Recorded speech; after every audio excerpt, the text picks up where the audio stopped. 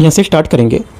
UP PCS के यहाँ पर हम लोग देखेंगे, अपना चैनल है यूकेटी, ठीक है। तो इसका टेस्ट यहाँ पर है, टेस्ट नंबर 4 हम लोग देखेंगे, ठीक है। टेस्ट नंबर 4 यहाँ पर, और ये इसमें जो हमारा सिलेबस है इसके अकॉर्डिंग, जैसे कि भारतीय अर्थव्यवस्था है, ठीक है। यूपी पीसीएस का जो सिलेबस है उसके अकॉर्डिंग यहाँ पर जो हमारा टॉपिक रहेंगे वो टॉपिक यहाँ पर डिस्कस किए जाएंगे। जैसे कि यहाँ पर देखो यूपी पीसीएस में पीवाईक्यू में जो, जैसे कि यहाँ पर पीवाईक्यू 20-25 सालों में पीवाईक्यू के क्वेश्चन देखे गए, क्या क्या पूछे गए, वो टॉपिक उठा करके, वो प्लस वो नहीं कि पीवाईक्यू उठाए गए, ऐसा नहीं है। जो टॉपिक पीवाईक्यू में पूछे गए वो टॉपिक उठाए गए, प्लस साथ में यहाँ पर जो है कि यूपी पीसीएस का जो सिलेबस है उसके अकॉर्डिंग यहाँ पर हम लोग ने क्वेश्चन कवर किए हैं, ठीक है। क्योंकि देखो यहाँ पर हम लोग क्वेश्चन यहाँ पर फ्रेम कर रहे हैं, तो हम लोग जो फ्रेम किया जा रहा है तो एक एक चीज़ आपको यहाँ पर बताई जाएगी क्या क्या यहाँ पर है ना, क्या क्या इसमें शामिल है चीज़ों में, ठीक है। तो देख सकते हो यहाँ पर इतना मैंने दिखा रखा है, बाकी और भी इसके अंदर का देखने को मिलेगा क्योंकि स्पेस कम है, तो यहाँ पर मैंने इतनी चीज़ें दिखाई, ठीक है। आते हैं, स्टार्ट करते हैं, क्वेश्चन 1 से करेंगे, और इसको मार्केट से भी परचेस कर सकते हो, मार्केट में भी अवेलेबल है, ठीक है। तो आते हैं क्वेश्चन 1 से स्टार्ट करते हैं। यहाँ से पहला क्वेश्चन है, इसमें बोला है कि निम्नलिखित पर विचार करना है, वस्तुओं को कौन से यहाँ पर सम्मिलित कर रहा है, ठीक है। क्रांति, और यहाँ पर इसकी वस्तु है, राइट। पहला है हरित क्रांति, यहाँ पर है, इसमें जो क्या होगा, इसमें हरित क्रांति में आपका हो जाएगा ये खाद्यान्न, चावल, गेहूँ, ठीक है, ये हो जाएगा। श्वेत क्रांति में आपका जाएगा दूध, जिसे ऑपरेशन फ्लड भी कहा जाता था।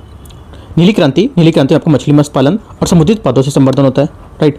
तो थर्ड यहाँ पर होगा इसका। फोर्थ यहाँ पर है पिंक रेवोल्यूशन जो होगा, ये क्या हो जाएगा, जो झींगा, प्रॉन और जो यहाँ पर मॉन्स होता है उसको लेकर के। आंसर क्या होगा, आंसर हो जाएगा आपका यहाँ से ए करेक्ट है, यहाँ से है ना, ए नंबर स्टेटमेंट होगा करेक्ट हो जाएगा वो। आगे आते हैं, सेकंड यहाँ से क्वेश्चन। सेकंड बोला कि इसमें इकोनॉमिक सर्वे 2025-26 के अनुसार इन पर विचार करने देखने के यहाँ पर कौन सा से होगा। फर्स्ट है जो यहाँ पर फाइनेंशियल ईयर होता है 25-26 में जो इंडिया का यहाँ पर सेवा क्षेत्र था, उसमें जो इसकी वृद्धि देखी गई थी 9.1 यहाँ पर 9.1 रहने का यहाँ पर आंकड़े लगाए गए थे। फर्स्ट क्या होगा, सेकंड का फर्स्ट यहाँ पर स्टेटमेंट करेक्ट है। सेकंड यहाँ से भारत ने अप्रैल से नवंबर 2025 के दौरान 64.7 अरब अमेरिकी डॉलर, जो अमेरिकी डॉलर है उसका प्रत्यक्ष विदेशी निवेश आकर्षित किया था। सेकंड बात यहाँ से भी करेक्ट है। तीसरा, 16 जनवरी 2026 को एक भारत का विदेशी मुद्रा भंडार 701.4 अरब अमेरिकी डॉलर था, जो लगभग 11 माह को याद करने को कवर करने के लिए पर्याप्त था। आंसर क्या होगा, आंसर यहाँ से हो जाएगा, दोनों बातें इसकी करेक्ट है, तीसरा भी करेक्ट हो जाएगा, तीनों सही है। आंसर 1, 2, 3 डी यहाँ से करेक्ट होगा। क्वेश्चन नंबर 3 है, तीसरा बोले कि केंद्रीय बजट यहाँ पर जो है उसके 25-26 के अंतर्गत स्टार्टअप्स के लिए ऋण गारंटी कवरेज को 10 करोड़ से बढ़ाकर कितना किया गया है, बताओ को कितना किया गया। आंसर क्या होगा, करेक्ट हो जाएगा आंसर यहाँ से, ये किया गया था 20 करोड़ रुपए। कितना किया था, 20 करोड़ रुपए। आंसर क्या हो जाएगा यहाँ से, बी स्टेटमेंट इसका सही आंसर हो जाएगा, ठीक है। स्टार्टअप्स को बिना किसी कोलेटरल या गारंटी बोलते हैं इसको, इसके ऋण प्राप्त करने को लेकर मदद करने के लिए सरकार ने क्रेडिट गारंटी स्कीम पर स्टार्टअप के तहत यहाँ पर प्रतिपात्र स्टार्टअप्स ऋण गारंटी कवरेज को 20 सीमा को 10 करोड़ से बढ़ाकर 20 करोड़ कर दिया है, ठीक है। याद रखना इसका उद्देश्य था कि जो उद्यमशीलता और नवाचार है इसको बढ़ावा मिलेगा, राइट। आगे रहते हैं, क्वेश्चन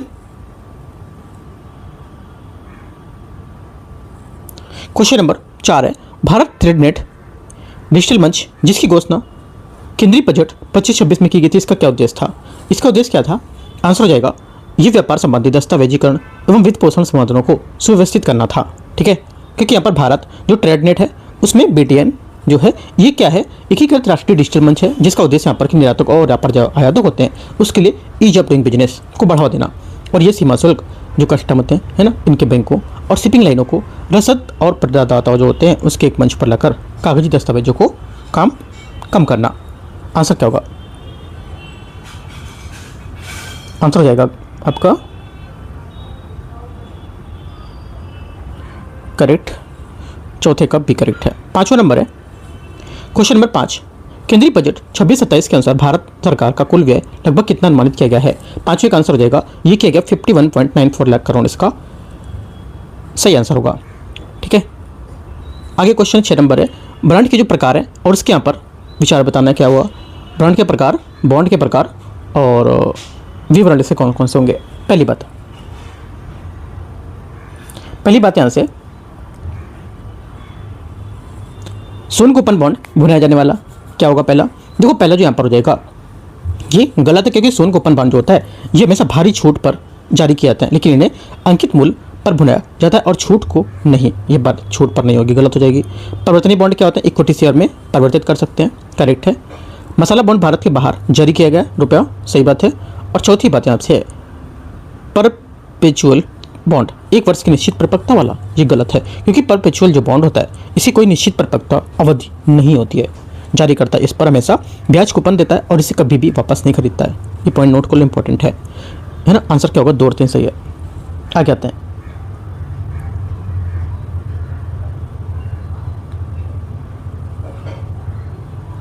हैं, क्वेश्चन नंबर 7। 7वां नंबर है, तो करेक्ट क्या होगा? 2 और 3 करेक्ट है ना, तो बी आंसर हो जाएगा आंसर इसका। क्वेश्चन नंबर 7वां, सामरिक तरलता अनुपात किसी बैंक की निवल मांग और सावधि देता है का वैंस है, जिसे निम्नलिखित रूप से बनाए रखा जाना चाहिए। कैसे? आंसर हो जाएगा 7वें का करेक्ट आंसर, इसे बनाए रखा जाना चाहिए। कैसे? करेक्ट आंसर हो जाएगा स्वर्ण, नगद और अनुमोदित सरकारी प्रतिभूतियां जो होती हैं उसमें, ठीक है। आंसर क्या होगा? सी करेक्ट है। आगे आते हैं क्वेश्चन नंबर 8। 8वां बोला अंतर्राष्ट्रीय मुद्रा कोष IMF के वर्ल्ड इकोनॉमिक जो आउटलुक है, ठीक है, उसके अनुसार 2025 में नॉमिनल GDP के संबंध में भारत दुनिया की सबसे बड़ी अर्थव्यवस्था बन गया है। कौन सा होगा बताओ? करेक्ट आंसर हो जाएगा यहाँ से 8वें का ये चौथी, ठीक है, चौथी यहाँ से इसको करेक्ट आंसर हो जाएगा।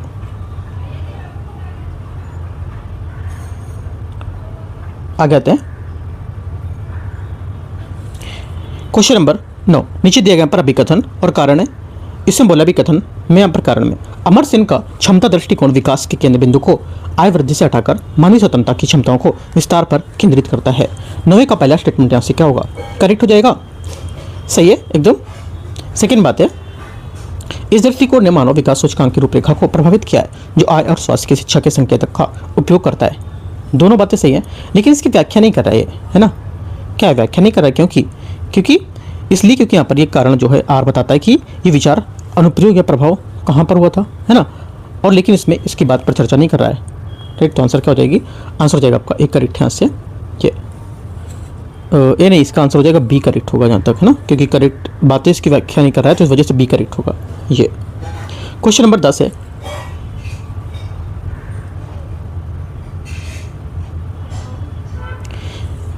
राष्ट्रीय खाद्य सुरक्षा अधिनियम 2013 के तहत ग्रामीण आबादी का कितना % लक्षित सार्वजनिक वितरण प्रणाली के माध्यम से सब्सिडी वाले खाद्य या खाद्यान्न का हकदार होता है? आंसर हो जाएगा 10वें का करेक्ट आंसर 75%, ठीक है, 75% इसका सही आंसर होगा। और यहाँ पर 67 की कुल राष्ट्रीय सीमा के भीतर ग्रामीण आबादी का 75% और शहरी आबादी का अधिकतम 50% इसके दायरे में शामिल होता है, ठीक है। तो पॉइंट आपको याद करना इंपॉर्टेंट है। क्वेश्चन नंबर 11 है, निम्नलिखित में से कौन सिग्नेरेज का सबसे सटीक वर्णन करता है? बताना है आपको।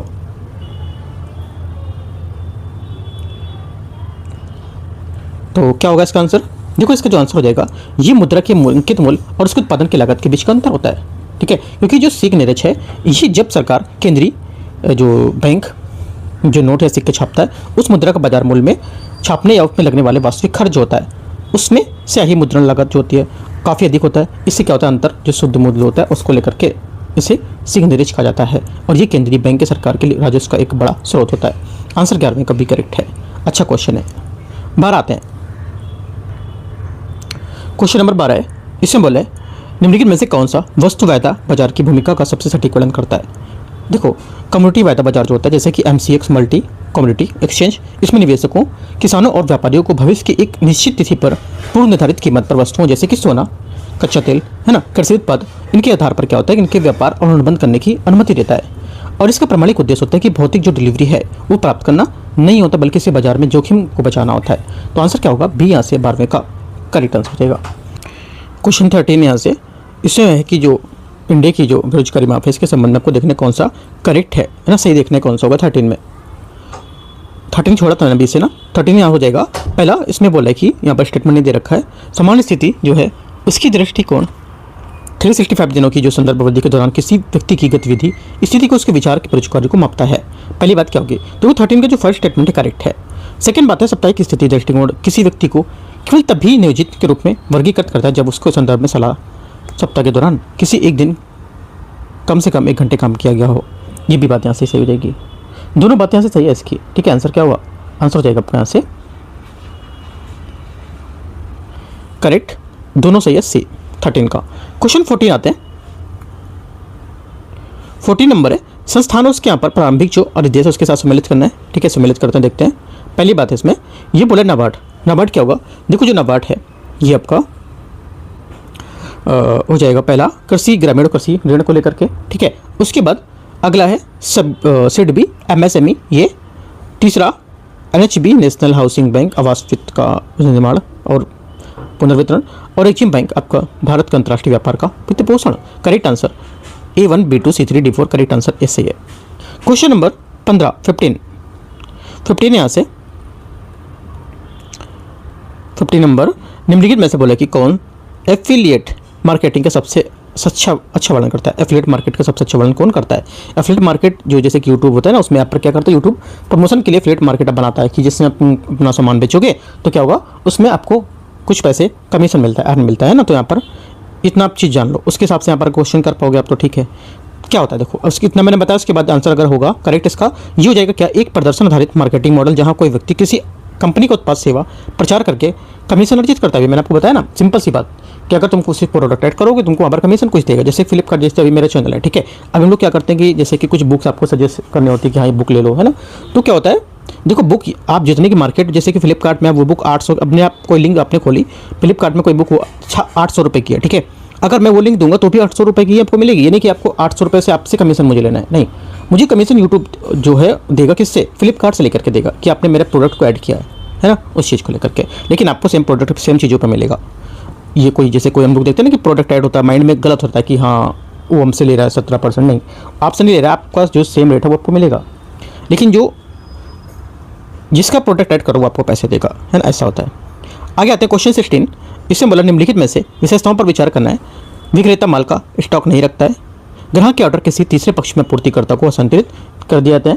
और तीसरी बात है आपूर्तिकर्ता सीधे ग्राहक को उत्पाद भेजता है। तीसरी बात क्या होगी, देखो तीनों बातें जो है 16 में ये किसकी बात कर रहे हैं, ये एक तरह से ड्रॉप शिपिंग की बात कर रहे हैं, है ना। ड्रॉप शिपिंग की बात कर रहे हैं। एक विशिष्ट ई-कॉमर्स बिजनेस मॉडल है जहां ऑनलाइन स्टोर चलाने वाला विक्रेता मॉल होता है उसको लेकर के भौतिक स्टॉक खुद के पास नहीं रखता है। जब कोई ग्राहक उसे स्टोर से ऑर्डर करता है तो विक्रेता वह ऑर्डर सीधे एक तीसरे पक्ष का आपूर्ति करता, जो थोक व्यापारी होता है, निर्माता, उसको भेज देता है और वो आपूर्ति उसको सीधे ग्राहक डिलीवर करेगा। ठीक है, याद रखना है जब हम लोग को फ्लिपकार्ट में चीज़ें ऐड होती है ना, दिखती कि सब चीज़ें दिखाए, तो किसी के पास पार्टिकुलर रहती नहीं है वो, ये आपको होलसेल के पास आपको जाके डायरेक्ट आपको सामान देंगे वो लोग, है ना, उनका भी कमीशन सेट होता है। तो ये चीज़ आप समझ सकते हो अपना सिंपल से चीज़ से, फ्लिपकार्ट अमेजोन ये सबको लेकर के। आगे आते हैं, इसको बोलते हैं ड्रॉप शिपिंग। करेक्ट आंसर इसका होगा। आपसे क्वेश्चन पूछ सकता है ड्रॉप शिपिंग क्या होता है ना, तो याद रखना है। क्वेश्चन नंबर 17 नंबर है, इसमें दिए गए पर कथन पर विचार करना है। अभी कथन कारण, भारत पिछले 1 दशक में लगातार दुनिया का प्रेषण शीर्षकर्ता प्राप्त करता रहा है। पहला क्या होगा, 17 फर्स्ट स्टेटमेंट यहाँ से करेक्ट है, सही है। सेकेंड बात है खाड़ी देशों में संयुक्त राज्य अमेरिका, यूनाइटेड किंगडम और अन्य OECD देशों में मौजूद एक बड़ा भारतीय प्रवासी समुदाय पर्याप्त मात्रा में प्रेषण स्वदेश भेजता है, जिसे कम लागत वाले डिजिटल हस्तांतरण प्लेटफॉर्म का समर्थन प्राप्त होता है। आंसर क्या होगा, दोनों बातें यहाँ से इसकी करेक्ट हैं, है ना। आंसर क्या होगा, सी यहाँ से, सी नहीं ए यहाँ से करेक्ट होगा। राइट, क्वेश्चन को ध्यान से स्टेटमेंट पढ़ना है, क्या बोल रहा है क्वेश्चन, है ना। भारत पिछले दशक के में लगातार दुनिया का प्रेषण का सबसे अधिक शीर्षकर्ता प्राप्त रहा है, सही बात है। राइट, क्योंकि यहाँ पर जो प्रवासी भारतीय उसमें द्वारा स्वदेश भेजा गया जो धन है वो काफ़ी ज़्यादा प्राप्त करने वाले देश में बना हुआ है। आगे आते हैं क्वेश्चन 18 नंबर 18 नंबर यहाँ से भारत में मूल सूचकांकों के संबंध में विचार करना है। थोक मूल सूचकांक जो बोलते हैं इसको होलसेल प्राइस इंडेक्स WPI वाणिज्य मंत्रालय के आर्थिक सलाहकार के कार्यालय के द्वारा जारी किया जाता है। 18 फर्स्ट स्टेटमेंट यहाँ से करेक्ट है। सेकेंड, उपभोक्ता मूल सूचकांक CPI राष्ट्रीय सांख्यिकी कार्यालय द्वारा जारी किया जाता है। सेकेंड बात करेक्ट है। थर्ड, वर्तमान में WPI और CPI दोनों का आधार वर्ष 2012 होगा। ये बात गलत, दोनों का आधार वर्ष 2012 नहीं है, क्योंकि यहाँ पर जो CPI का आधार वर्ष 2012, लेकिन WPI का आधार वर्ष संशोधित होकर 11-12 हो चुका है। दोनों का आधार वर्ष समान नहीं होगा। ठीक है, 1 2 सिर्फ करेक्ट है, आंसर यहाँ से। क्वेश्चन नंबर 19 नंबर है, विश्व व्यापार संगठन WTO की सब्सिडी के संबंध में विचार करना है। देखते हैं इसमें।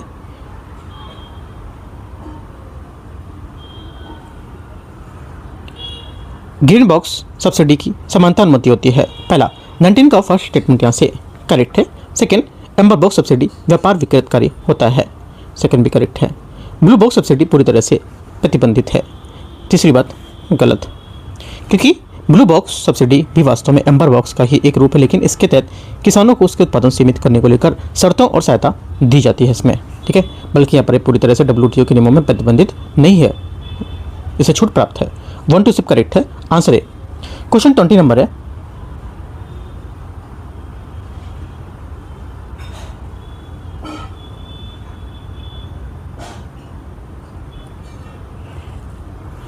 नंबर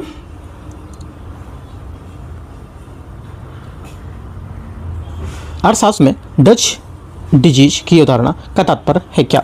करेक्ट आंसर 20 का हो जाएगा। ये है इसका तात्पर्य कि प्राकृतिक संसाधनों में उछाल के कारण वास्तविक विनिमय दर की वृद्धि, विनिर्माण क्षेत्र में गिरावट, है ना। आंसर क्या होगा? 20 का बी स्टेटमेंट करेक्ट हो जाएगा आंसर। और स्थानीय मुद्रा के मजबूत होने से देश में अनपारंपरिक जो क्षेत्र होते हैं, ठीक है, जैसे कि हमारे विनिर्माण और मैन्युफैक्चरिंग, कृषि, है ना, इसमें विदेशों से महंगे हो जाते हैं और जिनका निर्यात प्रतिस्पर्धी नहीं रहता है, जिससे क्या होता है, इन क्षेत्रों में गिरावट आने लगती है। आंसर क्या होगा? 20 का बी करेक्ट है। 21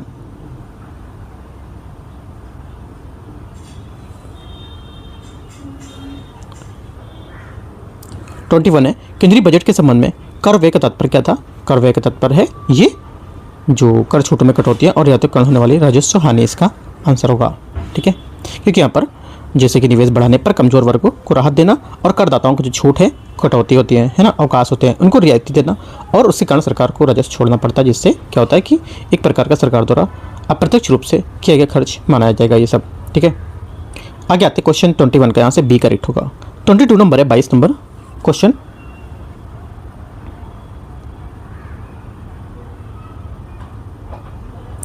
क्वेश्चन नंबर 22, इसमें बोला कि इंडिया के जो इनमें से कौन सा जो संकीर्ण मुद्रा है MI, उसके रूप में वर्गीकृत नहीं कर सकते हैं, किसे क्लासिफाई नहीं कर सकते हैं। 22 नंबर यहाँ से इसमें बोला कि इंडिया की जो M1 है, M1 M2 करके यहाँ पर जो इनकी मूल्य होते हैं, ठीक है, उसको लेकर के यहाँ पर बोले कि किसमें क्लासिफाइड नहीं कर रहा है इसमें, तो बताना है। राइट, देखो यहाँ पर जो नहीं कर रहा है इसमें भारत के संकीर्ण मुद्रा में जो घटक M1 जो होता है, इसका नहीं होता है। कहने का मतलब जो हमारा बैंकों के पास जो सफारी जमा है, ठीक है, वो यहाँ से इसका आंसर होगा। और M1 जो होता है ये करेंसी विद पब्लिक एक तरह से मान सकते हो, प्लस डिमांड डिपॉजिट, एक तरह से कासा का मतलब CA से मतलब C करेंसी को लेकर के, और डिमांड डिपॉजिट है उसको लेकर के कासा प्लस RBI। राइट, अगला M1 जो होता है इसको संकीर्ण मुद्रा और नैरो मनी भी कहते हैं, क्योंकि यहाँ पर सबसे अधिक तरल हाई लिक्विडिटी होती है और बैंकों के पास सफारी जमा को M1 में शामिल नहीं किया जाता है, याद रखना है बात। आगे आते हैं क्वेश्चन नंबर 23। क्वेश्चन नंबर 23 है, इसमें बोले भारत में राजकोषीय उत्तरदायित्व और बजट प्रबंधन FRBM जो है, FRBM होना चाहिए, FRBM होना चाहिए ना, FRBM होना चाहिए यहाँ पर। इसके अधिनियम द्वारा किस वर्ष पारित किया गया था? ये आंसर हो जाएगा 23 का, ये पारित किया गया था 2003। ठीक है, भारत सरकार की राजकोषीय घाटा जो होता है, फिस्कल डेफिसिट और राजस्व घाटे को नियंत्रित करने तथा वित्तीय अनुशासन लाने के लिए संसद द्वारा जो FRBM होता है, ये अधिनियम 2003 में पारित किया गया था और ये कानून 5 जुलाई 2004 से प्रभावी हुआ था। हाल के वर्षों में NK सिंह समिति की सिफारिशों के आधार पर इसे महत्वपूर्ण संशोधन भी किए गए थे। आगे आते हैं क्वेश्चन 24 है, नीचे दिए गए यहाँ पर अभिकथन और यहाँ पर कारण है, देखते हैं इसको। अभिकथन है, इसमें बोला है कि प्रधानमंत्री फसल बीमा योजना फसल हानि का निर्धारण करने के लिए प्रौद्योगिकी आधारित उपज का अनुमान प्रयोग करती है। क्या होगा? 24 फर्स्ट स्टेटमेंट यहाँ से करेक्ट है, सही है। सेकेंड बात यहाँ पे कि जो PMFBY जो है ये फसल कटाई उपयोगों के लिए प्रयोग किए गए यहाँ पर ड्रोन उपग्रह इमेजरी स्मार्टफोन ऐप पर निर्भर करती है और ये पूरी तरह से मैनुअल विधियों का स्थान लेती है। आंसर क्या होगा? आंसर यहाँ पर दोनों करेक्ट होंगे, इसके ए सही आंसर है। 25 नंबर है, पूंजी बाजार उपकरण के बारे में विचार करना है, इनमें से कौन से सम्मिलित है? उपकरण और इसकी विशेषता क्या होगी? ठीक है, देखते हैं। पहला 25 में डिबेंचर उपकरण आपको जाएगा निश्चित ब्याज और जो परिसमापन में प्राथमिकता ऋण युक्ति का उपकरण होता है। दूसरी बात है जो वो इक्विटी शेयर जो होती है ये मतदान अधिकार युक्त समेत होता है। तीसरा प्रेफरेंस शेयर जो होता है ये हाइब्रिड उपकरण जैसे कि ऋण और इक्विटी का मिश्रण होता है और इस पर निश्चित लाभांश मिलता है, लेकिन समानता मतदान का अधिकार नहीं होता है इसमें, ठीक है, याद रखना है। वारंट इसमें क्या है, ये भविष्य में पूर्व निर्धारित हेतु शेयर खरीदने का अधिकार, ठीक है। आंसर क्या होगा, करेक्ट आंसर यहाँ से आप लिख लो, काफ़ी इंपॉर्टेंट क्वेश्चन है, जितने भी क्वेश्चन इकोनॉमिक के ऊपर हैं सब अच्छे क्वेश्चन है ना। डी यहाँ से करेक्ट हो जाएगा आंसर। एक एक की बात सामने लिख लिया करो, यानी कि स्टेटमेंट में दिया हो गया, एक एक बात सामने लिख के अपना नोट्स बनाया करो पूरे क्वेश्चन की, ठीक है, तो एक अच्छा सा आपका नोट्स बनता चलेगा पूरा। 26 नंबर है, वर्ष 2025 में भारत का सांकेतिक सकल घरेलू उत्पाद जीडीपी लगभग कितने ट्रिलियन अमेरिकी डॉलर होने का अनुमान है, जिसे ये विश्व स्तर पर चौथी सबसे बड़ी अर्थव्यवस्था बन जाएगी। आंसर क्या होगा, करेक्ट आंसर हो जाएगा यहाँ से 26 का ये सी करेक्ट है। सी कितना, सी हो जाएगा आपका 4.19 ट्रिलियन अमेरिकी डॉलर, इसका सही आंसर होगा सी नंबर, ठीक है। और ये अंतर्राष्ट्रीय मुद्रा कोष IMF और वैश्विक आर्थिक अनुमानों के अनुसार वर्ष 2025 के दौरान भारत की सांकेतिक जीडीपी और 4.19 ट्रिलियन अमेरिकी डॉलर के स्तर पर पहुंचने को अनुमान लगाई है। आंसर सी करेक्ट है। क्वेश्चन नंबर 27, ग्रामीण क्षेत्रीय जो बैंक है उसके पैटर्न के संबंध में विचार करना है। देखते हैं इसमें पहली बात है 27 में केंद्र सरकार के पास RRB में 50% की हिस्सेदारी है। 27 फर्स्ट स्टेटमेंट क्या होगा, 27 का फर्स्ट स्टेटमेंट यहाँ से करेक्ट है। संबंधित राज्य सरकार के पास RRB में 15% की हिस्सेदारी है। प्रोविजन बैंक के पास RRB में 35% की हिस्सेदारी होती है, ये बात भी करेक्ट है।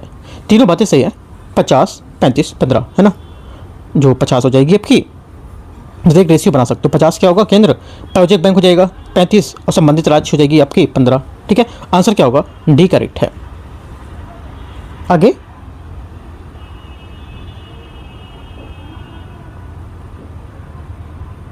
आते हैं क्वेश्चन नंबर 28 है, हाल के वर्षों में सकल घरेलू उत्पाद जो है उसमें की वृद्धि राष्ट्रीय जीडीपी से तीव्र रही है, ठीक है, जिसका मुख्य कारण किस क्षेत्र में वृद्धि से होगा। आंसर हो जाएगा 28 का करेक्ट आंसर ये है सेवा क्षेत्र, विशेषकर निर्माण और व्यापार को लेकर के, ठीक है। आंसर क्या होगा, 28 का बी करेक्ट है। 29 निम्नलिखित में से कौन सा जो विकल्प है ये स्वैच्छिक निर्यात प्रतिबंध के रूप में सटीक वर्णन करता है। 29 का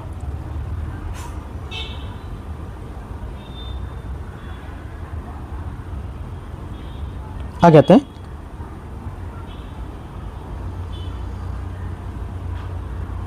क्वेश्चन नंबर 29 हो गया, 30 नंबर 28 का बी था, हाँ ठीक है, 28 का बी, 29 नंबर क्वेश्चन यहाँ से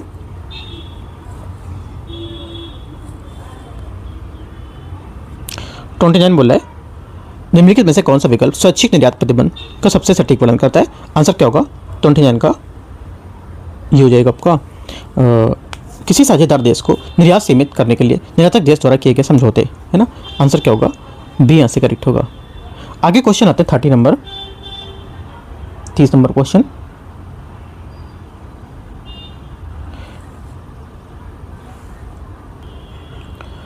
नंबर है, निम्नलिखित में से कौन सा विकल्प मुद्रास्फीति विलंब का सबसे अच्छी तरह से परिभाषित करता है।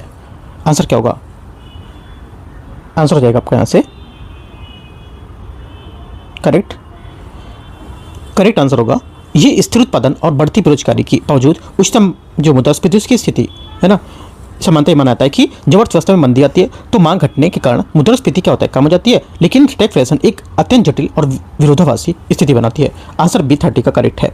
31 नंबर है, क्रय शक्ति क्षमता विस्तार के कारण राजकोषीय घाटे में कमी की स्थिति, स्टेटमेंट पढ़ लिया ना। 31 क्रय शक्ति क्षमता के बारे में आधारित जीडीपी जो अनुमान है इसमें निम्नलिखित में से किस कार्यक्रम द्वारा अंतर्राष्ट्रीय स्तर पर प्रकाशित किए जाते हैं। पीपीपी जो होती है इसके आधार पर जीडीपी अनुमान किस कार्यक्रम अंतर्राष्ट्रीय स्तर पर प्रकाशित किए जाएंगे। आंसर 31 का हो जाएगा करेक्ट आंसर से अंतर्राष्ट्रीय तुलना कार्यक्रम ICP, करेक्ट आंसर यहाँ से ए नंबर सही हो जाएगा, अंतर्राष्ट्रीय तुलना कार्यक्रम इसका करेक्ट आंसर है। 32 नंबर है, गरीबी सम्मेलन समिति जो है उसके बारे में बताना है।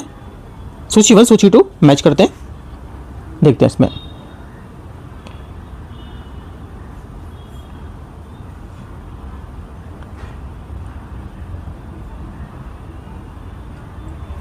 क्वेश्चन पहला है स्टेटमेंट, लकड़वाला समिति पद्धति क्या हो जाएगी? ये ए का 2 1993, तेंदुलकर समिति आकलन बी का 1 2009, रंगराजन समिति 2014 और सक्सेना समिति 2010। करेक्ट आंसर क्या होगा? ए सही आंसर है 32। 33 नंबर क्वेश्चन है, इसमें बोला निम्नलिखित में से किसे समानता ऑरेंज इकोनॉमी का घटक मानता है? ऑरेंज इकोनॉमिक घटक मानते हैं किसको? 33 का आंसर हो जाएगा यहाँ से, ये मानते हैं। देखो एक तो यहाँ पर पहला फिल्म को है ना, दूसरा एनिमेशन डिजाइन और यहाँ पर सांस्कृतिक पर्यटन, ये सभी यहाँ पर होंगे इसके घटक, ठीक है। और ऑरेंज इकोनॉमी इसे रचनात्मक अर्थव्यवस्था या क्रिएटिव इकोनॉमी भी कहा जाता है। इसके अंतर्गत वे सभी क्षेत्र शामिल होते हैं जिनकी गतिविधियाँ विचार, रचनात्मकता, कला, संस्कृति, बौद्धिक संपदा इस पर आधारित होती है। आंसर क्या 33 का डी करेक्ट है। 34 नंबर है, निम्नलिखित में से कौन सा विकल्प उद्यम पूंजी जो कैपिटल यहाँ पर वेंचर्स होते हैं, ये कैपिटल वेंचर्स होते हैं, इसका सबसे अच्छा वर्णन कौन करता है? आंसर हो जाएगा ये 34 का उच्च विकास क्षमता वाली स्टार्टअप्स और प्रारंभिक चरण की कंपनियों में निवेश की गई पूंजी। करेक्ट आंसर 34 का बी करेक्ट है, क्योंकि यहाँ पर ये निजी इक्विटी का ही एक रूप है और जो निवेशक द्वारा उनके शुरुआती चरण में कंपनी को पतन किया जाता है जिसके पास उच्च विकास क्षमता होती है। चूँकि ये कंपनियाँ नहीं होती हैं, नहीं मतलब जो कंपनियाँ न्यू नहीं होती हैं, इसलिए इसमें जोखिम काफ़ी ज़्यादा होता है। बी करेक्ट आंसर है। जो कोई नई कंपनी हो इसको लेके आप एग्जांपल बता सकते हो इसका, या यूपी पीसीएस एग्जांपल देके पूछ सकते हैं कोई नई कंपनी के बारे में, है ना, याद रखना है। 35 नंबर है, आर्थिक सर्वेक्षण 25-26 के अनुसार सितंबर 2025 तक अनुसूचित वाणिज्यिक जो बैंक होते हैं उसका सकल एनपीए अनुपात घटाकर लगभग 2.2% हो गया, जो कई दशक में सबसे कम है। और शुद्ध एनपीए अनुपात निम्न स्तर पर कितना था? आंसर हो जाएगा 35 का, ये था 0.4%। कितना था? 0.4, यहाँ से करेक्ट आंसर हो जाएगा सी नंबर, ठीक है। आगे क्वेश्चन आते हैं 36 नंबर, नीचे दिए गए विकथन और कारण है। विशेष आरण अधिकार एसडीआर अंतर्राष्ट्रीय मुद्रा कोष आईएमएफ द्वारा निर्मित आवंटित एक आरक्षित मुद्रा होती है। 36 फर्स्ट स्टेटमेंट यहाँ से क्या होगा? करेक्ट है, ये कोई वास्तविक मुद्रा नहीं है बल्कि सदस्य देशों के पास मौजूद आधिकारिक भंडार के पूरक रूप में काम करती है। सेकेंड बात क्या है?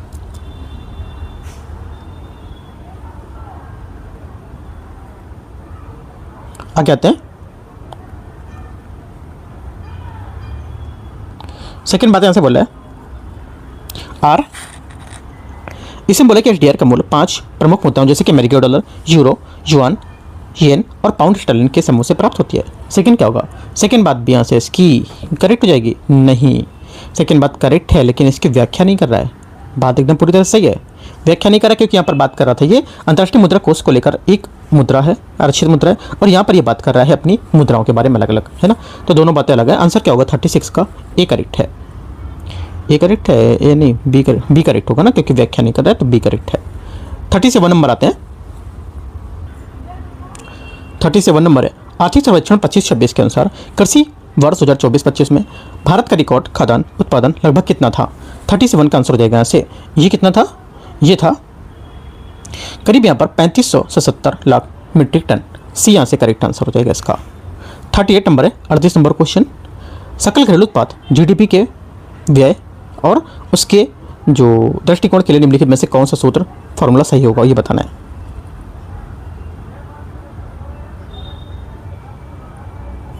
आंसर क्या होगा? आंसर 38 का हो जाएगा आपका, यहाँ से ए करेक्ट है। जीडीपी इक्वल सी प्लस आई प्लस जी प्लस एन एक्स इसका आंसर होगा, ठीक है। जहाँ पर सी आपका निजी उपभोग व्यय हो जाएगा, कंजम्पशन जिसको बोलते हैं, आई निवेश व्यय है ना, इन्वेस्टमेंट, जी आपका सरकारी व्यय, गवर्नमेंट यहाँ पर स्पेंड करते हैं जो, और एन एक्स जो है शुद्ध निर्यात, नेशनल एक्सपोर्ट्स जो होता है अर्थात निर्यात आयात, या एम एक्स माइनस एम, है ना। ये आंसर क्या होगा? थोड़ा सा कठिन क्वेश्चन है, फॉर्मूला याद रखोगे तो क्वेश्चन हो जाएगा। ए करेक्ट है। क्वेश्चन नंबर 39 39 नंबर है, 39 नंबर यहाँ से इसमें बोला कि विदेश व्यापार महानिदेशालय ने एक यहाँ पर अधिसूचना जारी करके सभी यहाँ पर जो क्या थे श्रेणी के जो निर्यात थे उसको तत्काल प्रभाव से 30 सितंबर 2026 तक निश्चित श्रेणी में डाल दिया है। तो क्या होगा इसका? आंसर हो जाएगा करेक्ट 39 का सही आंसर यहाँ से चीनी इसका आंसर हो जाएगा, शुगर, ठीक है। घरेलू जो चीनी उत्पादन है उपलब्धता बनाए रखने के लिए, मुद्रास्फीति नियंत्रित करने के लिए, एथेनॉल सम्मिश्रण के लिए यहाँ पर कच्चे माल की आपूर्ति सुनिश्चित करने के उद्देश्य से विदेशी महानिदेशालय जो थे उसने अपनी नीति को कड़ा करते हुए चीनी के निर्यात पर लगी निषिद्ध जो थी, है ना, सैलरी, उसको प्रतिबंध को आगे बढ़ाने के लिए 30 सितंबर 2026 तक बढ़ा दिया है। आगे आते हैं, क्वेश्चन आ गया 40 नंबर 40। भारत अपनी कच्चे तेल की जो आवश्यकता है उसको लगभग कितना % आयात करता है? आंसर हो जाएगा 40 का करेक्ट आंसर, ये आयात करता है 89%। कितना हो जाएगा आंसर? 89%, ये आंसर करेक्ट आंसर हो जाएगा। क्वेश्चन आगे आते हैं 41 नंबर 41। केंद्रीय बजट 2026-27 में अंतर्गत भारतीय काजू और कोको के लिए समर्पित कार्यक्रम का उद्देश्य कच्चे काजू और कोको के उत्पादन और प्रसंस्करण भारत को आत्मनिर्भर बनाना, निर्यात प्रतिस्पर्धात्मक बढ़ाना और भारतीय काजू कोको को प्रीमियम बॉन्ड जो है उसके रूप में, ब्रांड के रूप में स्थापित करना। कब तक? आंसर हो जाएगा 41 का करेक्ट आंसर यहाँ से 2030 तक, डी करेक्ट आंसर होगा। 42 विश्व बैंक के वैश्विक आर्थिक पूर्वानुमान के अनुसार भारत लगभग कितनी राशि के प्रेषण के साथ विश्व का शीर्ष प्रेषण प्राप्तकर्ता बना रहा है? आंसर क्या होगा? 42 का सही आंसर हो जाएगा आपका यहाँ से क्या करेक्ट आंसर? 129 अरब अमेरिकी डॉलर इसका सही आंसर होगा। क्वेश्चन नंबर 43 है, सेबी द्वारा हाल ही में की गई यहाँ पर पहल के संबंध में विचार करना है। सेबी की जो पहल है उसके बारे में पहली बात है, निवेशक की शिकायतों के निवारण को सुदृढ़ करने के लिए जो SCORES है उसने 2.0 की शुरुआत की है। 43 का पहला क्या होगा? पहली बात यहाँ से करेक्ट है। सेकेंड, सेबी ने प्रतिभूति बाजार के भुगतान संबंधी धोखाधड़ी को कम करने के लिए मान यूपीआई हैंडल पेश किया है। तीसरा है, सेबी चेक पंजीकृत मध्यस्थों के भुगतान करने के लिए पहले भुगतान विवरण को सत्यापन से संबंधित बताता है। ये भी बात करेक्ट है। तीनों बातें यहाँ से करेक्ट है। आंसर क्या होगा? आंसर 1, 2, 3 ए यहाँ से करेक्ट आंसर हो जाएगा। आगे आते क्वेश्चन नंबर 44। आरबीआई का त्वरित सुधारात्मक कार्रवाई PCA ढांचा तब सक्रिय होता है जब बैंक निम्न में से किस सीमा का उल्लंघन करेगा? आंसर हो जाएगा 44 का करेक्ट आंसर यहाँ से पूंजी पर्याप्तता और शुद्ध NPA और परिसंपत्तियों का प्रतिफल, सी करेक्ट आंसर हो जाएगा यहाँ से। ठीक है। Question number 45। 2011 की जनगणना के अनुसार बिहार की साक्षरता दर लगभग कितनी थी? 45 का आंसर क्या होगा? करेक्ट आंसर हो जाएगा 45 का सी 61.8% इसका सही आंसर होगा, सिर्फ 45 का। ठीक है। आगे क्वेश्चन आते हैं 46 नंबर। 46 में बोला है कि क्वेश्चन का है, हाँ, वैश्विक विकास सूचकांक के बारे में विचार करना है। मानव विकास सूचकांक 3 आयामों से मिलकर बना होता है, शिक्षा, स्वास्थ्य और जीवन स्तर। 46 फर्स्ट स्टेटमेंट करेक्ट है। लैंगिक विकास सूचकांक पुरुषों, महिलाओं और अन्य जेंडर के लिए HDI की तुलना में बताता रहता है। गलत है, क्योंकि जो लैंगिक विकास सूचकांक है ये पुरुषों और महिलाओं के बीच जो विकास है मानव उसकी उपलब्धि व अंतर मापता है, और ये केवल 2 जेंडर पुरुष और महिला HDI के अनुपातों की तुलना में करता है। और इसके वर्तमान में सूचकांक बुनियादी ढांचे के तहत अन्य जेंडर का सांख्यिकी डेटा अलग समय नहीं किया जाता है। ठीक है, गलत हो जाएगा। तीसरा है, असमानता समायोजित IHDI हमेशा HDI से कम और उसके बराबर होता है। सही बात है, एक और 3 सही होगा। आंसर क्या हो जाएगा? 46 का सी। 47 नंबर है, नीचे दिए गए यहाँ पर कथन और कारण है। अभी कथन कारण, व्यापार घटते घाटे के बावजूद भारत का चालू खाता घाटा अपेक्षाकृत नियंत्रण में रहा है। 47 पहला स्टेटमेंट यहाँ से करेक्ट है। सेकेंड बात है, सेवाओं के व्यापार मजबूत विशेष और भारी मात्रा में प्रेषण प्रवाह भारत के व्यापार घाटे की आंशिक रूप से भरपाई की है। सेकेंड बात भी करेक्ट हो जाएगी। दोनों बातें यहाँ से सही है, ये आंसर हो जाएगा।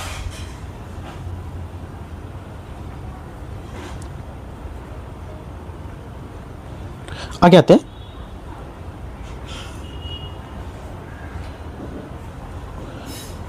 क्वेश्चन नंबर यहाँ से 48 नंबर। 48 नंबर है, आर्थिक सर्वेक्षण 2025-26 के संबंध में बताना है। सकल मूल्य वर्धित में भारत का सेवा क्षेत्र सबसे बड़ा योगदान बना हुआ है। पहला क्या होगा? 48 का फर्स्ट स्टेटमेंट यहाँ से करेक्ट है ना, सही हो जाएगा। सेकेंड बात है, सेकेंड बोला सर्वेक्षण ने भारत के सेवा निर्यात और रोजगार में वैश्विक क्षमता केंद्रों में बढ़ती भूमिका को उजागर किया है। सेकेंड बात भी करेक्ट है। तीसरा, GCC मुख्य रूप से निम्न स्तरीय कृषि प्रसंस्करण और ग्रामीण भंडार से जुड़ा हुआ है। तीसरी बात गलत है। आंसर क्या होगा? ओनली 1 2 करेक्ट है। 49 नंबर है,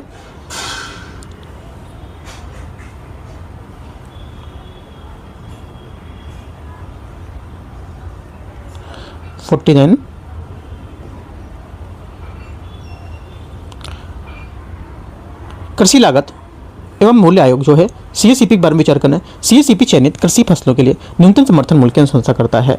पहली बात क्या होगी, पहला स्टेटमेंट यहाँ से जो होगा ये क्या होगा, 49 का फर्स्ट स्टेटमेंट यहाँ से जो हो जाएगा आपका ये करेक्ट है, सही बात है। सेकंड, ये कृषि एवं किसान कल्याण मंत्रालय के अधीन काम करता है। सेकंड बात क्या होगी, करेक्ट है। तीसरा, इसकी अनुशंसाएं भारत सरकार पर कानूनी रूप से बाध्यकारी होंगी। तीसरी बात गलत है, क्योंकि सीएससीपी की सिफारिशें भारत सरकार पर कानूनी रूप से बाध्यकारी नहीं होगी। चौथी बात है, ये उत्पादन लागत मांग आपूर्ति स्थिति की जो प्रवृत्ति उसके जैसे कारकों पर विचार करेगा। करेक्ट है, 1 2 4 ये आंसर होगा। 50 नंबर क्वेश्चन है 50।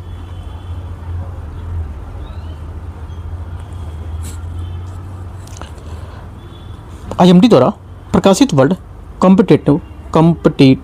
कॉम्पिटिटिवनेस ईयरबुक 2025 में भारत की रैंक कितनी थी? भारत की रैंक है 39 39वीं। सी यहाँ से क्या होगा, करेक्ट आंसर हो जाएगा, 39वीं रैंक है। आगे क्वेश्चन आते हैं 51 नंबर 51। बजट 2026-27 में बिहार का कुल व्यय ऋण पुनर्भुगतान को छोड़कर लगभग कितने करोड़ को लक्षित किया गया था, जो 2024-25 की तुलना में 12% वार्षिक वृद्धि दर्शाता है? 51 का आंसर क्या हो जाएगा, सी यहाँ से करेक्ट आंसर 3,24,925 करोड़। ठीक है, आगे क्वेश्चन आते हैं 52 नंबर।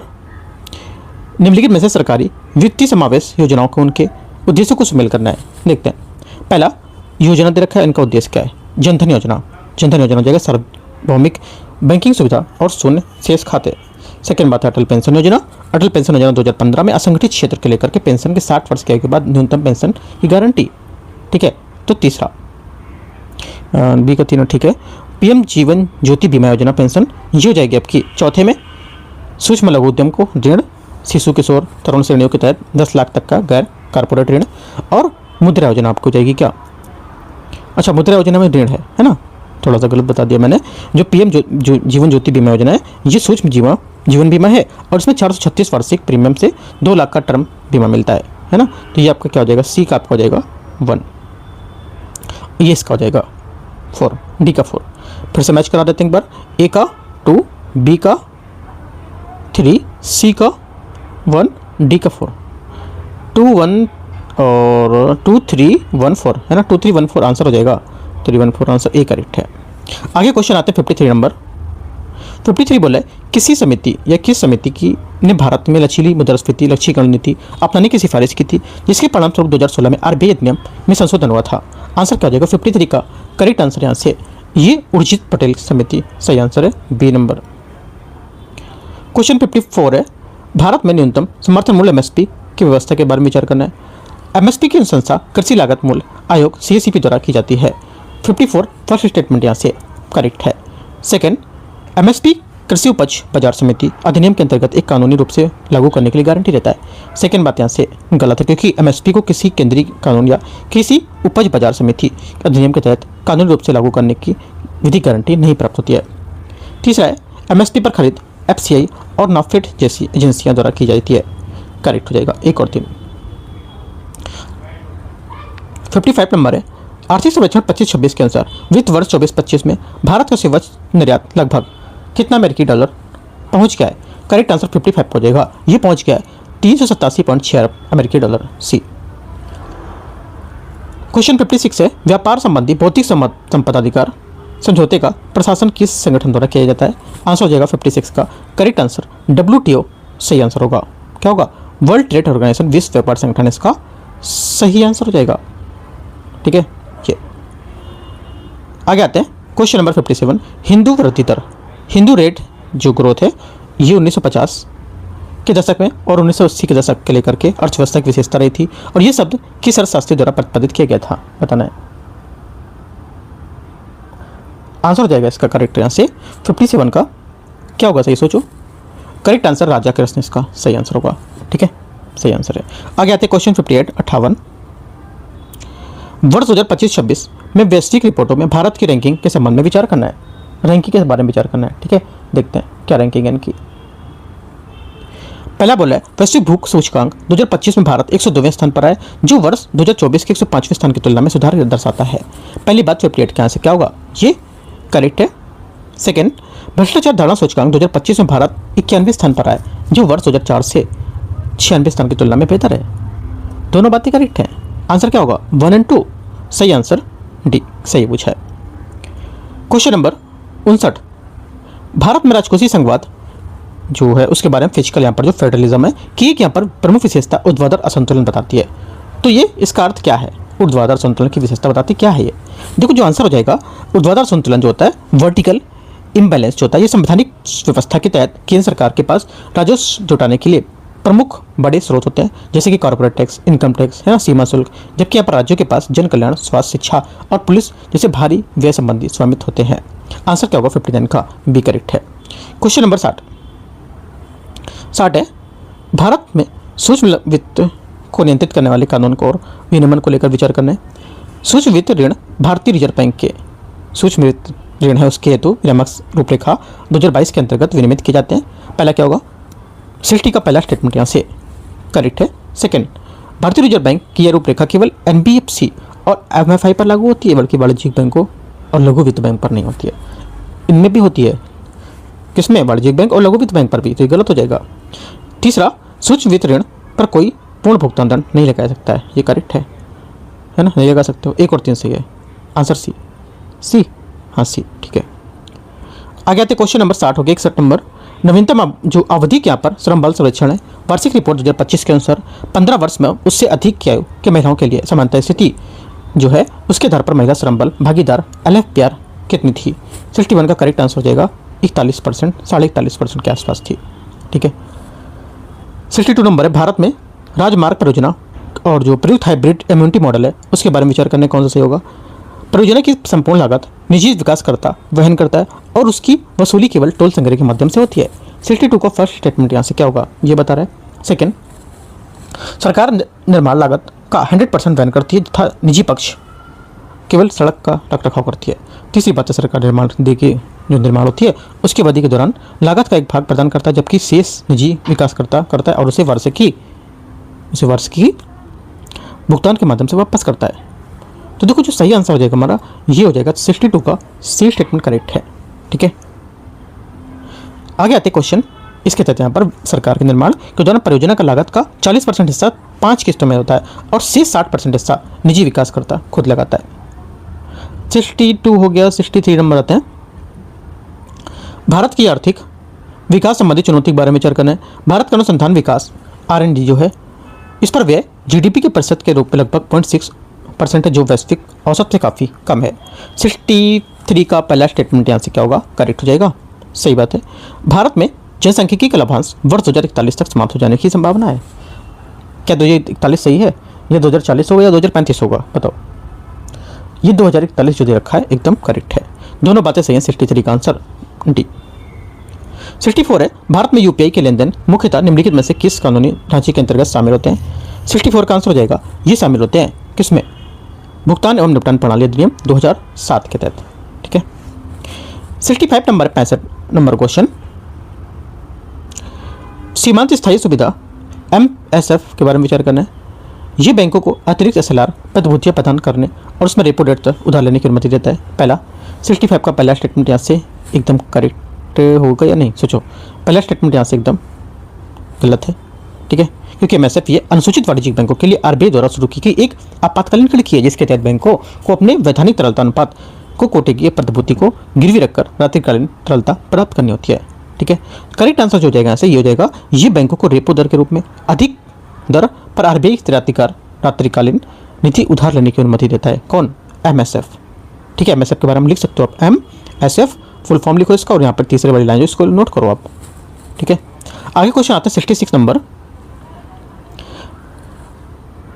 निम्नलिखित पर विचार करना भी कथन और कारण। आर्थिक सर्वेक्षण 2024-25 में कहा गया है कि विकसित भारत 2047 तक लक्ष्य को प्राप्त करने के लिए भारत को कम से कम एक दशक तक लगभग 8% GDP बनाए रखना की आवश्यकता है। 66 का फर्स्ट स्टेटमेंट यहाँ से क्या होगा? करेक्ट है। सेकंड बात है, सेकंड बोला है कि यदि भारत लगभग 8% की सतत वृद्धि दर बनाए रखता है तो वर्ष 2047 तक उसका GDP लगभग 30 ट्रिलियन अमेरिकी डॉलर तक पहुंच सकता है, जो वर्तमान अमेरिकी अर्थव्यवस्था के आकार की तुलना होगा। दोनों बातें ऐसे सही है। आंसर 66 का क्या होगा? ए करेक्ट है, दोनों व्याख्या कर रहा है। 67 नंबर है, भारत में औद्योगिक उत्पादन सूचकांक IIP का संकलन एवं प्रकाशन संस्था किस तरह किया गया था? आंसर हो जाएगा ये किया गया था राष्ट्रीय सांख्यिकी कार्यालय बी यहाँ से करेक्ट आंसर होगा। ठीक है, 68 नंबर है, वैश्विक विकास रिपोर्ट WDR की संस्था का वार्षिक प्रकाशन है। 68 का आंसर हो जाएगा ये विश्व बैंक, वर्ल्ड बैंक, इसका सही आंसर सी। 69 नंबर है, निम्नलिखित में से किन्हें हरित विकास ग्रीन ग्रोथ के घटक माने जा सकते हैं। 69 का सही आंसर क्या होगा? एक तो नवीकरणीय ऊर्जा का विस्तार, दूसरा ऊर्जा दक्षता, तीसरा सतत कृषि, चौथा चक्रीय अर्थव्यवस्था। आंसर क्या होगा? सभी चारों करेक्ट हैं, 1 2 3 4 ए यहाँ से सही आंसर है। ये चारों घटक पर्यावरण अनुकूलन और आर्थिक ढांचे के निर्माण के लिए अनिवार्य हैं। आगे आते क्वेश्चन 70 नंबर 70, निम्नलिखित में से बताना है रिपोर्ट और इसके प्रकाशक के हिसाब से। पहली बात है वैश्विक नवाचार सूचकांक, वेल्टहंगर हिमफले, विश्व बौद्धिक संपदा संगठन, नोट कर लो सब पॉइंट आगे है ना, लाइन ऐसे कर करके नोट कर लो। सेकेंड बात है वैश्विक भूख सूचकांक, कंसर्न वाइल्ड लाइफ एवं वंटर हिमफले, इसका ये लिखा है ना, इसका पॉइंट ये है। फिर से कर लेते हैं, इसका आएगा पहले का आपका दूसरा और दूसरे का ये। ठीक है, आ कहते हैं तीसरा बोला है वैश्विक लैंगिक अंतराल रिपोर्ट है जो, ये क्या होगा? तीसरे का हो जाएगा आपको पता होगा सबको, विश्व आर्थिक मंच, वर्ल्ड इकोनॉमिक फोरम। और चौथी बात है जलवायु परिवर्तन प्रदर्शन सूचकांक, ये जर्मन एवं जलवायु नेटवर्क जो है वो। करेक्ट आंसर ए का 2, बी का 1, सी का 3, डी का 4। आंसर क्या होगा? करेक्ट हो जाएगा 70 का ए। 71 नंबर है वैश्विक बहुआयामी गरीबी सूचकांक 2025 के अनुसार भारत में लगभग कितने मिलियन लोग बहुआयामी गरीबी जीवन यापन कर रहे थे, जो विश्व में सर्वाधिक संख्या थी, है ना, जो विश्व में सर्वाधिक संख्या यहाँ पर देखी गई थी रिपोर्ट के अनुसार। आंसर क्या होगा?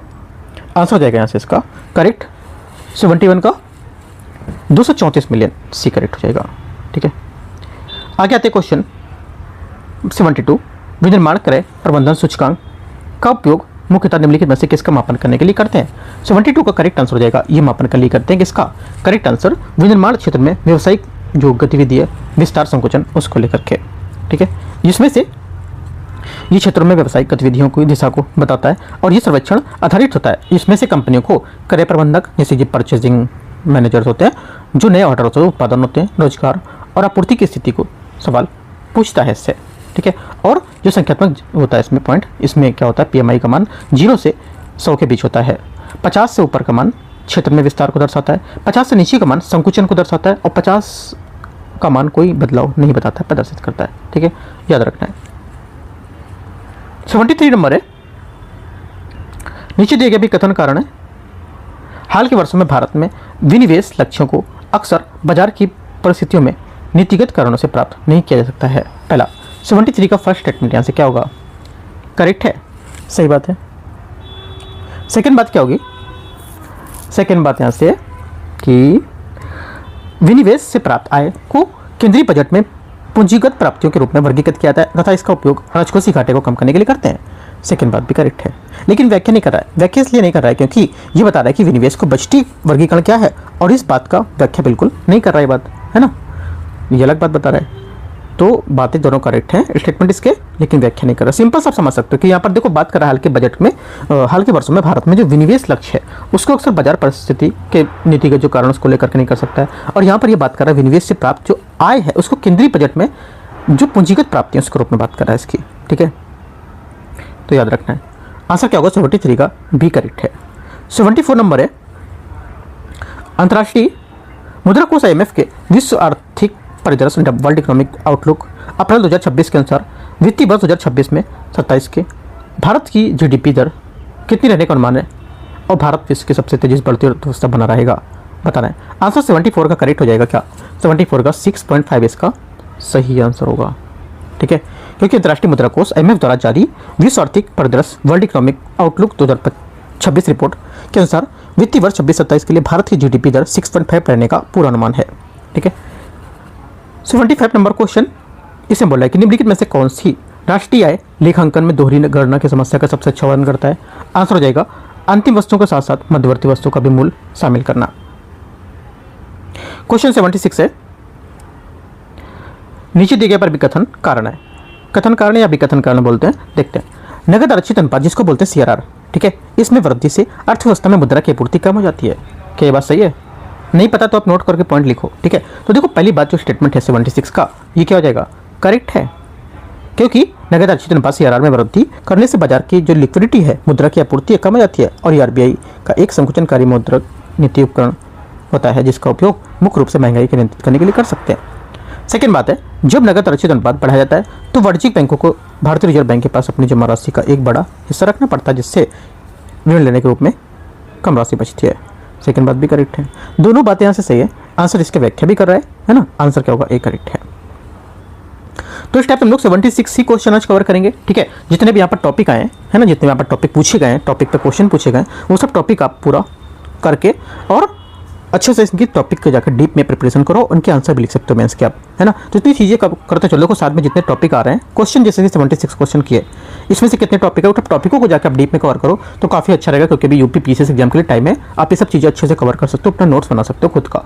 ठीक है, बाकी कुछ पूछना आप टेलीग्राम पर पूछ सकते हो। आंसर राइटिंग के हम लोग 3 क्लास कर चुके हैं, 4 क्वेश्चन की, वो सब आप लिखते रहो कंटिन्यू, है ना, बनाए रखो अपनी जो लिखने की वो है। आज भी मैंने एक क्वेश्चन दिया है, टेलीग्राम पे जाके देखो, यूट्यूब पे भी मैंने एक थंबनेल टाइप में लगाया हुआ है, तो वहाँ पे भी देख सकते हो, है ना। तो मैंने हर जगह शेयर किया है वो, वहाँ पे आप देखो।